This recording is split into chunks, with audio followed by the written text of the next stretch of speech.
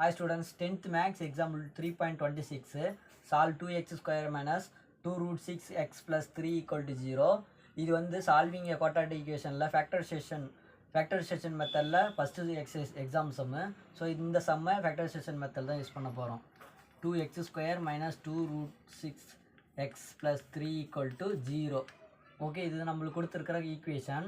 இந்த ஈக்குவேஷனில் ஃபேக்டரைசேஷன் மெத்தட்னா நம்மளுக்கு சம் ஆஃப் ரூட்டும் ப்ராடக்ட் ஆஃப் ரூட்டும் தேவை. இது வந்து எக்ஸ் ஸ்கொயருக்கு முன்னாடி ஒரு கோஎஃபிஷியன்ட் இருந்தனால இது வந்து செகண்ட் மெத்தட் வந்துடுது. ஸோ இந்த கோஎஃபிஷியன்ட்டு 3 மல்டிபிள் பண்ணுறது தான் ப்ராடக்ட் ஆஃப் ரூட்டு. ஸோ அப்போ என்ன வரும், 2 3s are 6. இது ப்ராடக்ட் ஆஃப் ரூட்டு. எக்ஸோட கோஎஃபிஷியன்ட் எப்பயுமே sum of root. So 2 root 6. So minus 2 root 6ங்கிறது சம் ஆஃப் ரூட்டு. ஸோ இப்போ இந்த இடத்துல 6 வேணும், ஆனால் ரூட் 6 இருக்குது. அப்போ இந்த ரூட் 6க்கும் 6க்கு இருக்கிற ரிலேட்டிவ் வச்சு 6 வர மாதிரி பார்த்தீங்கன்னா ரூட் 6 இன்ட்டு ரூட் 6. ஓகேவா, இது ரெண்டும் மல்டிபிள் பண்ணால் 6 வந்துடுது.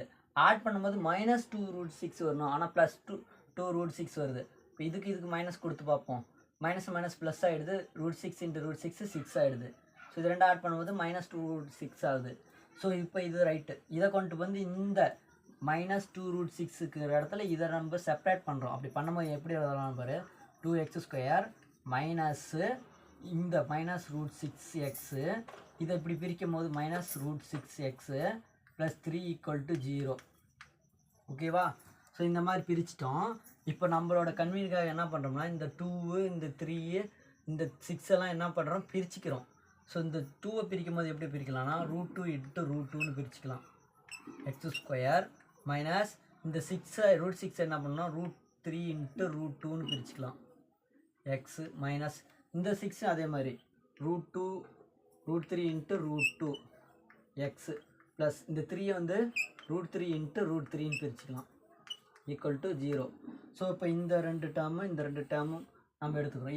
இதுக்கு காமனாக இருக்கிற டேர்மை வெளியே எடுக்கலாம். இப்போ இதுலேயும் ரூட் 2 இருக்குது, எக்ஸ் இருக்குது. அப்போ ரூட் 2 எக்ஸை வெளியே எடுக்கலாம். வெளியே எடுக்கும்போது ஒரு ரூட் வந்துருச்சு. அப்போ ஒரு ரூட் இருக்குமா, இருக்குது. எக்ஸ் ஸ்கொயர்லேருந்து ஒரு எக்ஸ் வந்துச்சுன்னா ஒரு எக்ஸ் இருக்கும். ஓகேவா, மைனஸ்க்கு மைனஸ் எழுதிக்கலாம். ரூட் 2 இந்த எக்ஸ் வெளியே வந்துச்சுன்னா அப்போ அங்கே என்ன இருக்கும், ரூட் 3 மட்டும் இருக்கும். ஓகேவா, அடுத்தது இந்த இடத்துலேருந்து பாருங்க ரூட் 3 இருக்குது, ரூட் 3 இருக்குது. ஓகேவா, ரூட் 3 இருக்குது. ஸோ இந்த டேர்ம்லேருந்து நம்ம என்ன பண்ணுறோம்னா ரூட் 3 வெளியே எடுத்துடலாம். மைனஸ் ரூட் 3 மட்டும் வெளியே எடுத்தால் என்ன வரும்னா பாருங்கள், இந்த ரூட் 3 வெளியே வந்துச்சு. அப்போ இந்த இடத்துல என்ன இருக்கும், ரூட் 2 எக்ஸ் அப்படியே இருக்கும். ஸோ மைனஸ் வெளியே வந்ததுனால இங்கே இந்த ப்ளஸ் ஆனது என்ன வரும், மைனஸ் வரும். ஒரு ரூட் 3 வெளியே இருந்துச்சுன்னா இங்கே ஒரு ரூட் 3 இருக்கும் ஈக்குவல் டு 0. இப்போ வெளியே இருக்கிறது ரெண்டும் பாருங்கள், சேர்த்து எழுதுங்க. ரூட் 2 எக்ஸ் மைனஸ் ரூட் 3ன்னு வரும். ப்ராக்கெட்குள்ளே இருக்கிறது ரெண்டு சேமாக இருந்துச்சுன்னா ஒரு டைம் எடுத்துக்கணும். சேமாக இருக்கிறதுனால root 2 x minus root 3 equal to 0ன்னு வருது. ஸோ இது பாருங்கள், இதுவும் சேமாக இருக்குது. ரெண்டும் சேமாக இருந்துச்சுன்னா இப்போ இது ஏன்னு வச்சுக்கோ, இது ஏன்னு வச்சுக்கோ. ஏன்ட்டு ஏ ஸ்கொயர்னு எழுதுமா, அப்படி எழுதும் போது இது வந்து root 2 x minus root 3 square equal to 0ன்னு வரும். ஓகேவா, இப்போ இந்த ஸ்கொயர் கேன்சல் ஆகிறதுக்கு ஸ்கொயர் ரூட் எடுத்தீங்கன்னா என்ன பண்ணணும், 0க்கு ரூட் எடுக்கிற மாதிரி வரும், இதுக்கு ரூட் எடுக்கிற மாதிரி வரும். இப்படி ரூட் எடுக்கும்போது அடுத்த டேர்மில் இதுக்கு ரூட் எடுக்கும்போது root 2 x minus root 3 square equal to root 0ன்னு வரும். ரூட் 0ட வேல்யூ 0 தான். இந்த 2க்கும் ஸ்கொயர் கேன்சல் ஆகும். அப்போ எங்கே என்ன வரும், root x minus root 3 equal to 0ன்னு வருமா. இப்போ எக்ஸோட வேல்யூ தான் தேவை. அப்போ ரூட் எக்ஸ் அப்படி இப்படி வச்சுக்கோ.